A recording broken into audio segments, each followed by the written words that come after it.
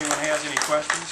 Phil, how much do you suppose you'd have to raise the sales tax in order to accommodate the elimination of the income tax? Well, it would not only, the sales tax would actually be expanded from not only consumer goods but to all services as well. So with a broad spread like that, it should be very close to the current 6% sales tax that we have today. The LRC looked at that this past session and found it would leave about a $200 million plus hole in the state's revenue. What would you do to make up for that? Cut spending. Where would you cut spending? Well, I think the Department of Revenue would be a good start because we won't have to have 240 different taxes. So that, and the base closing commission that I mentioned before will take a big role in taking that on. Several governors have attempted to do such a thing in the past and have made small cuts here and there, but Republican governors have had trouble finding. You don't have any examples, Mike, even as a member of the legislature? Well, actually, we didn't file the bill. I actually looked at a bill that it was really more along the lines of like the national fair tax, so it's a little different than what we're talking about. But it was almost like the Kentucky fair tax, and basically what they indicated was that if we extended sales tax to services, if we extended sales tax to food, and then we provided that rebate, basically returning to every individual whatever the sales tax rate is, based on 150% of the poverty level, everybody gets it similar to the fair tax model. That tax rate would have been about 7.5%. That's what we required to do the rebate. Now, of course, we're talking about just basically doing a straight line sales tax without a rebate. Right. Mike, I'm sorry, Phil, when you say Governor Beshear and the legislature have not had the courage to address fiscal problems, does that include Senate President David Wood? It includes everyone in the legislature. Now, people fight as hard as they can, and I understand that. And frankly, hardly anyone is privy to the inner workings of state government because a small group of leaders in the House, a small group of leaders in the Senate, and the governor basically make the decisions, and everyone else has to follow along. So we really can't tell who's pulling the levers, in my opinion. And in our administration, we're going to make sure we reach beyond leadership and develop a relationship with all the legislators. What would your so that we can ticket be understand better that. than a Williams Farmer ticket? I'm going to have to wait to see what a Williams Farmer ticket says they're for to be able to answer that question. Mike, you supported Secretary of State Craig Grayson in the primary. I did. He obviously wasn't the Tea Party's chosen candidate. What do you say to folks about that? Well, from the standpoint of Secretary Craig Grayson, I've known him for a very long time. He's actually come down and participated in a lot of things down in Boyle County and the Boyle County Republican Party. I had an opportunity to meet Rand Paul as well after the endorsement, and found him to be a good individual. I think he'll serve as a very wonderful senator, and we look forward to seeing him serve. But I like Craig Grayson, and that's why I endorsed him. What do you do about name recognition, with all due respect? Do Kentuckians know who Phil Moffett is? They don't, and honestly, name recognition comes with hard work. I'm going to be in front of, Mike and I are going to be in front of as many people as we possibly can, and we're going to outwork anybody else that gets into this race.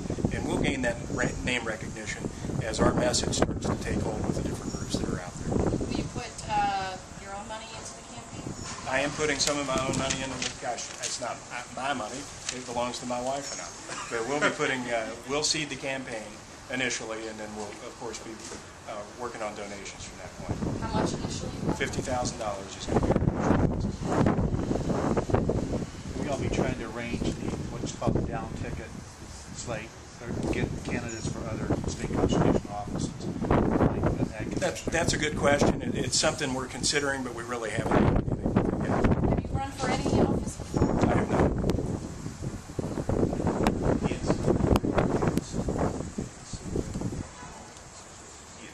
that's correct. When we did the tax modernization during Ernie Fletcher's administration, I did vote for an overall tax modernization, which increased the cigarette tax from, I think at the time, 3 cents to 30 cents. But when we did the additional increase for the cigarettes as well as for the alcohol, I did not vote for that. How would you fix the pension problem? Well, I think a first step needs to be for people coming into the system need to go to a defined contribution plan instead of a defined benefits plan. We're digging a hole very rapidly, and step number one is to stop digging. Then after that, we need to look at the people that are already in the plan and make common sense decisions on how to how to take care of them and mitigate the cost as much as possible. Did you try to fight the inviolable contract in court? Well, you know, there are 2 states, I believe they are Minnesota and Colorado, that are trying to do that now. It'll be interesting to see how that turns out, and we'll consider what the results are. You mentioned paying teachers more. Where would the money come from for that? Well, you know, a little-known fact in our public education system is that we have the highest percentage of non-teaching personnel in our K-12 system than any other state in the country. There is plenty of room there to tighten that up and get more money for teachers. Plus, if you went to defined contribution instead of defined benefit, you could probably pay teachers more on the front end as opposed to having that actuarial obligation in the future. Anyone else? We can get in touch with you through David. Phil, That's have fine. you tried to contact Rand Paul for his endorsement? I have not contacted Rand for an endorsement. Are you planning to do so? I think I have to earn that, yes.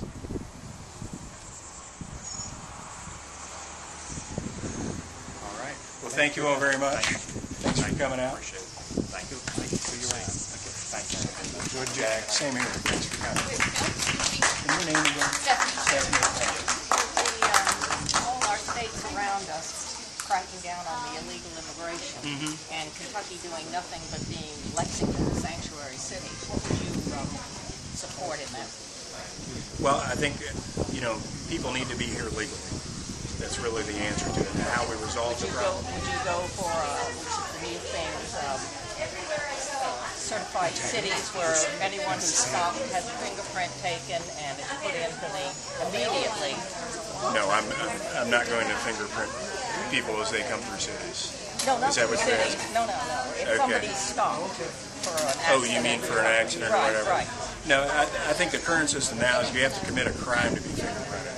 Well, And they don't even do it then. We had a girl killed here in Lexington, and the 3 times the illegal had turned loose. This was the 4th one, and they turned him loose after the accident. Needless to say, he didn't turn up for the court trial. And he was never fingerprinted or booked No, for the crime? Nothing. That's amazing. Yeah, that's where amazing. we need to tighten up. That's what Yeah, I'm okay, asking I understand you. your question a little bit Yeah. better. I mean, the idea here is to make it as hard as possible to live in Kentucky as an illegal. Right. That's and really to get what the onto answer our is. social services. And absolutely. Because I mean, all the states around us have cracked down on that. okay. And so this is where we have 3 buses a day come into Lexington from Mexico. Is that right? Yeah, and I know there aren't that many jobs. Well, I understand what you're saying. That's drugs. Yeah, the idea would be to make it as hard as possible to be illegal in Kentucky. Thank you. You're welcome. You're welcome.